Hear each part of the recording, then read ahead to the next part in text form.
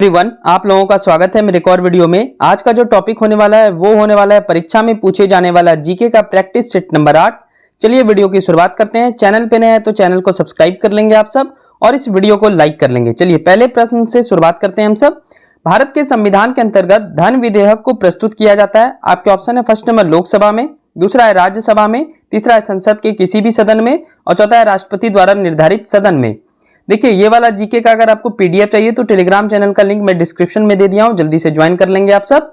और ये वाला सीरीज को जरूर फॉलो कीजिए क्योंकि इसमें बहुत सारा चीज आप सीखने को आपको मिलेगा। मतलब 10-11 क्वेश्चन रहता है पर ये 40-45 क्वेश्चन के बराबर है। ठीक है, तो पहला का सही आंसर हो जाएगा पहला नंबर लोकसभा में। अनुच्छेद 109(1) में कहा गया है धन विधेयक राज्यसभा में पुनः स्थापित नहीं किया जाएगा, अतः धन विधेयक केवल लोकसभा में प्रस्तुत किया जाता है। आर्टिकल जरूर आप याद रखें, 109(1) में कहा गया है लोक लेखा समिति का गठन भारत सरकार अधिनियम 1919 के अंतर्गत पहली बार 1921 में हुआ, तब यह अस्तित्व में आया था। वर्तमान में इसमें 22 सदस्य होते हैं। किसमें? तो लोक लेखा समिति में 22 सदस्य होते हैं जिसमें 15 लोकसभा के और 7 राज्यसभा के मेंबर होते हैं। समिति के अध्यक्ष की नियुक्ति लोकसभा अध्यक्ष द्वारा की जाती है और 1967 से इस समिति का अध्यक्ष विपक्षी दल का नेता होता है। ठीक है, वर्तमान में लोक लेखा समिति के अध्यक्ष अधीर रंजन चौधरी हैं।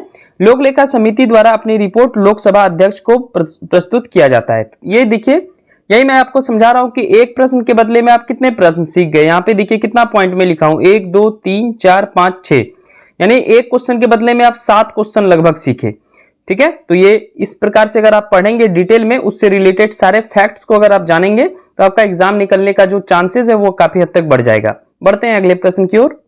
दूसरा, निम्नलिखित में से किस संस्था का गठन दादा भाई नौरोजी ने नहीं किया था? आपके ऑप्शन है first number London India society, दूसरा ईस्ट इंडिया एसोसिएशन, तीसरा है बॉम्बे प्रेसिडेंसी एसोसिएशन, चौथा है बॉम्बे एसोसिएशन।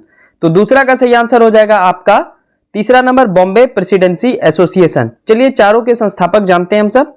पहला नंबर है बॉम्बे एसोसिएशन संगठन। इसके संस्थापक दादा भाई नौरोजी हैं। इन्होंने 1852 में बंबई में इसकी स्थापना की। दूसरा है लंदन इंडियन सोसाइटी। इसके संस्थापक दादा भाई नौरोजी और WC बनर्जी हैं। व्योम चंद्र बनर्जी इनको बोला जाता था। 1865 में इसकी स्थापना लंदन में की गई थी। तीसरा है ईस्ट इंडिया एसोसिएशन। इसकी स्थापना दादा भाई नौरोजी ने 1866 में लंदन में की। और जो बम्बई प्रेसिडेंसी एसोसिएशन है इसकी स्थापना दादा भाई नौरोजी ने नहीं की थी।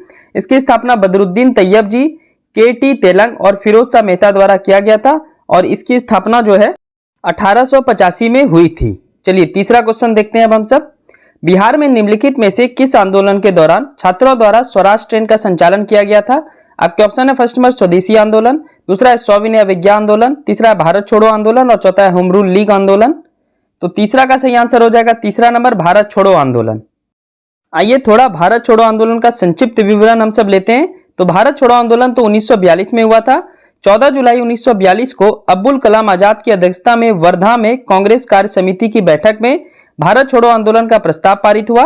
8 अगस्त 1942 को मुंबई के ग्वालियर टैंक मैदान में अब्दुल कलाम की अध्यक्षता में कांग्रेस कमेटी के वार्षिक बैठक में इसकी पुष्टि की गई। इस आंदोलन के समय गांधी जी ने करो या मरो का नारा दिया था। इस आंदोलन के दौरान गांधी जी, नेहरू, पटेल, सरोजनी नायडू को गिरफ्तार किया गया था।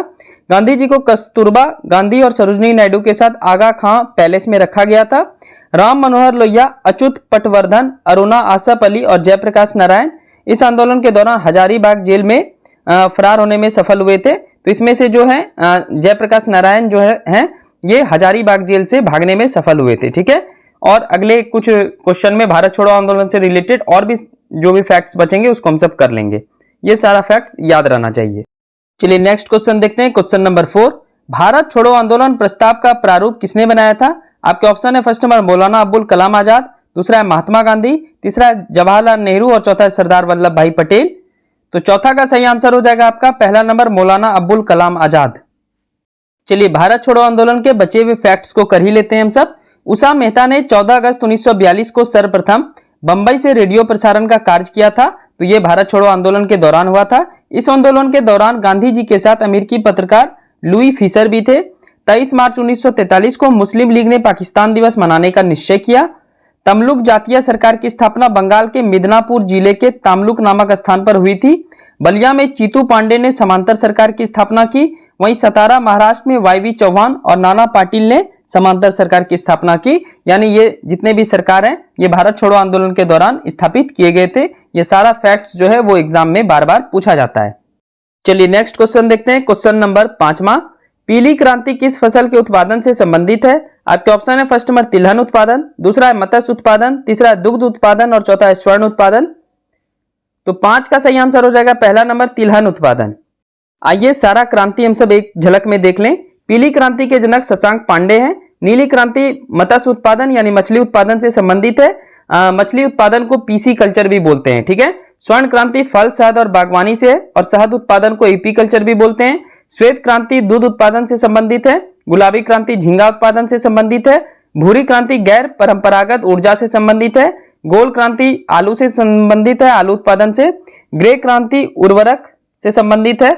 रजत क्रांति अंडा मुर्गा उत्पादन से संबंधित है और खाद्यान्न श्रृंखला क्रांति फलों को सड़ने से बचाने के लिए से रिलेटेड है, ठीक है, संबंधित है।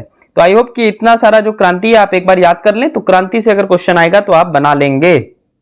चलिए नेक्स्ट क्वेश्चन देखते हैं। क्वेश्चन नंबर 6, कांग्रेस के सूरत विभाजन के समय भारत का वायसराय कौन था? आपका ऑप्शन है फर्स्ट नंबर लॉर्ड कर्जन, दूसरा है लॉर्ड मिंटो द्वितीय, तीसरा है लॉर्ड हार्डिंग द्वितीय और चौथा है लॉर्ड एलिंगन द्वितीय। तो 6 का सही आंसर हो जाएगा दूसरा नंबर लॉर्ड मिंटो द्वितीय।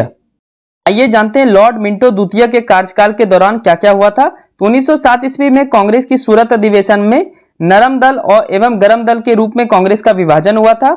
मुस्लिम लीग की स्थापना इन्हीं के समय हुई थी। स्वदेशी आंदोलन 7 अगस्त 1905 को इन्हीं के कार्यकाल के दौरान हुआ था। इसके अलावा मार्ले मिंटो सुधार अधिनियम 1909 इन्हीं के समय में हुआ था। इसलिए देखिए मिंटो नाम आपको दिखाई पड़ रहा होगा इस सुधार नियम में, तो मिंटो इन्हीं के नाम पे लिया गया था, ठीक है, लॉर्ड मिंटो द्वितीय के नाम पे। चलिए नेक्स्ट क्वेश्चन देखते हैं। क्वेश्चन नंबर 7, निम्नलिखित सूचकांकों में से कौन सा मानव विकास सूचकांक की गणना में सम्मिलित नहीं किया जाता है? आपके ऑप्शन है फर्स्ट नंबर जीवन प्रत्याशा, दूसरा है शिक्षा, तीसरा है प्रति व्यक्ति आय और चौथा है सामाजिक असमानता। तो 7 का सही आंसर हो जाएगा ऑप्शन नंबर 4 सामाजिक असमानता। तो रिसेंटली जो है मानव विकास रिपोर्ट भी आया हुआ था। तो 2021 में भारत की रैंक 191 देश में 135 था। वहीं 2022 में भारत की रैंक 134 रहा। मानव विकास सूचकांक जारी करने के लिए 3 चीजें देखी जाती है। पहला जीवन प्रत्याशा, यानी भारत में लोग कितने आयु के वर्ष तक जी सकते हैं, ठीक है, मतलब जीवित रह सकते हैं। दूसरा शिक्षा, शिक्षा का क्या स्टेटस है। और तीसरा प्रति व्यक्ति सकल राष्ट्रीय आय, यानी प्रति व्यक्ति आय जिसको बोलते हैं पर कैपिटा इनकम, उसमें क्या योगदान है भारत का, ये देखा जाता है। ये 3 चीज मानव विकास सूचकांक जारी करने से पहले। तो भारत में वर्तमान समय में जीवन प्रत्याशा 67.2 से बढ़कर 67.7 वर्ष हो गया है। प्रति व्यक्ति राष्ट्रीय आय 6,542 अमेरिकी डॉलर से बढ़कर 6,951 अमेरिकी डॉलर हो गया है। इस सूचकांक में जो ये 2022 का सूचकांक आया है 2023-24 में, इस सूचकांक में स्विट्जरलैंड, नॉर्वे और आइसलैंड क्रमशः शीर्ष स्थान पर है। वहीं सूडान में सूचकांक में सोमालिया, दक्षिणी सूडान, मध्य अफ्रीकी गणराज्य, नाइजीरिया और चाड जो है सबसे लीस्ट पे है, ठीक है। तो सबसे कम जहां पे मानव का विकास होता है वो कंट्री है सोमालिया, और सबसे अधिक जो मानव का विकास होता है वो है स्विट्जरलैंड, नॉर्वे और आइसलैंड। इस सूचकांक में भारत और उसके पड़ोसी देशों की भी चर्चा कर लेते हैं। तो भारत का ऑलरेडी हम सब 134वां स्थान देख चुके हैं। पड़ोसी देशों में श्रीलंका 78 पोजीशन पे है, वहीं चाइना 75वें स्थान पे है। श्रीलंका और चीन को उच्च मानव विकास श्रेणी के अंतर्गत रखा गया है। वहीं नेपाल 146वें स्थान पे, बांग्लादेश 129वां स्थान, भूटान 125वां स्थान और भारत 134वां स्थान पे है। और इन सभी देशों को मध्यम मानव विकास श्रेणी में रखा गया है, ठीक है। चलिए बढ़ते हैं अब अगले प्रश्न की ओर। चलिए नेक्स्ट क्वेश्चन है, क्वेश्चन नंबर होगा 8वां। भारत में नाबार्ड बैंक पुनर्वित्त उपलब्ध नहीं करता है। आपके ऑप्शन है फर्स्ट नंबर अनुसूचित व्यापारिक बैंकों को, दूसरा है क्षेत्रीय ग्रामीण बैंकों को, तीसरा है निर्यात आयात बैंकों को और चौथा है राज्य भूमि विकास बैंकों को। तो 8 का सही आंसर हो जाएगा तीसरा नंबर निर्यात आयात बैंकों को, एग्जामिन बैंक इसको बोलते हैं। नाबार्ड से क्या प्रश्न बन सकते हैं आपके एग्जाम में, देखिए नाबार्ड का पहले फुल फॉर्म जरूर याद रखिए। काफी बार ऐसा पूछ लेता है कि नाबार्ड में ए का मतलब बताइए। तो national bank for agriculture and rural development, ठीक है। इसकी स्थापना शिवारमन कमेटी द्वारा 12 जुलाई 1982 में हुई थी। इसका मुख्यालय मुंबई में है। नाबार्ड 3 संस्था जो आरबीआई की 3 संस्था थी उसको मिलाकर बना है। उसमें पहला है एग्रीकल्चर क्रेडिट डिपार्टमेंट ACD, दूसरा rural planning and credit sale RPCC और तीसरा agriculture रीफिनांस and development cooperation ARDC। ये तीनों संस्था से मिलकर बना है नाबार्ड। ठीक है, नाबार्ड का फुल फॉर्म जरूर याद रखिएगा, national bank for agriculture and rural development. और ये किस कमेटी के रिकमेंड पे बना है? तो शिवारामन कमेटी के रिकमेंड पे बना है 12 जुलाई 1982 को। नेक्स्ट क्वेश्चन नंबर होगा आपका 9। बेरोजगारों की सहायता करने के लिए दिल्ली के निम्नलिखित सुल्तानों में से किसने रोजगार कार्यालय की स्थापना की थी? आपके ऑप्शन है फर्स्ट नंबर बलबन, दूसरा अलाउद्दीन खिलजी, तीसरा है मोहम्मद बिन तुगलक और चौथा है फिरोज शाह तुगलक। तो 9 का सही आंसर हो जाएगा आपका ऑप्शन नंबर 4 फिरोज शाह तुगलक। फिरोज शाह तुगलक। फिरोज शाह ने इस्लामिक कानून के आधार पर केवल 4 कर लगाए थे। उसमें पहला था खराज, ये लगान था। दूसरा था खम्स, युद्ध में लूटे गए धन का 1/5 भाग।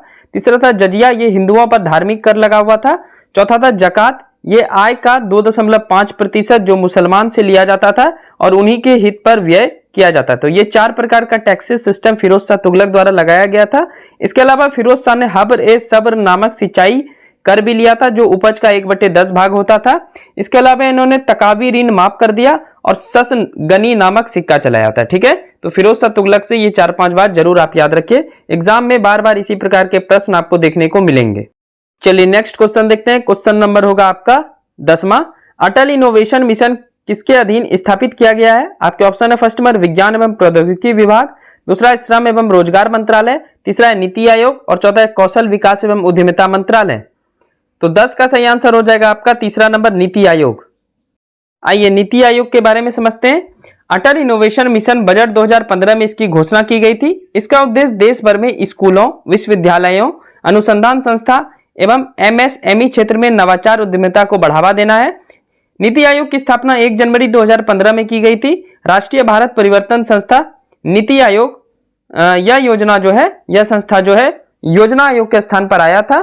इसके पहले अध्यक्ष अरविंद पनगड़िया थे। अध्यक्ष का मतलब होता है CEO। ठीक है, इसके हमेशा पदेन अध्यक्ष प्रधानमंत्री होते हैं, चाहे वो देश के कोई भी प्रधानमंत्री हो, मतलब भारत देश के कोई भी प्रधानमंत्री जो भी पोस्ट पे होंगे। जैसे अभी वर्तमान में नरेंद्र मोदी जी हैं, तो अभी नीति आयोग के अध्यक्ष कौन हो गए? नरेंद्र मोदी जी हो गए। ठीक है, लेकिन इस संस्था का CEO अलग होता है, ये चेंज होते रहता है, लेकिन नीति आयोग का अध्यक्ष कभी भी चेंज नहीं होगा, वो हमेशा प्रधानमंत्री रहेंगे। वर्तमान में नीति आयोग के CEO VVR सुब्रमण्यम हैं। चलिए आज के वीडियो का आखिरी क्वेश्चन नंबर 11।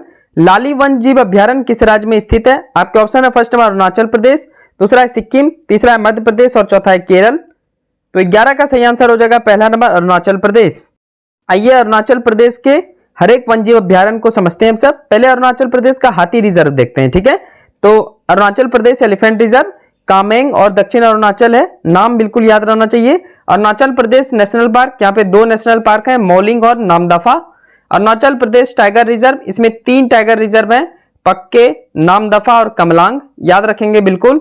अरुणाचल प्रदेश वन्यजीव अभ्यारण्य, तो एक लाली वन्यजीव अभ्यारण्य ऑलरेडी हम सब देख चुके हैं। इसके अलावा पक्के यानी पखुई बोलते हैं इसको, दूसरा है दिबांग वन्यजीव अभ्यारण्य, तीसरा है कमलांग वन्यजीव अभ्यारण्य और चौथा है टेल वन्यजीव अभ्यारण्य। तो ये था अरुणाचल प्रदेश के tiger reserve, elephant reserve, national park और WLS यानी वन्यजीव अभ्यारण्य। तो ये था परीक्षा में पूछे जाने वाला जीके प्रैक्टिस सेट नंबर 8। आज हम सब टोटल 11 क्वेश्चन देखे।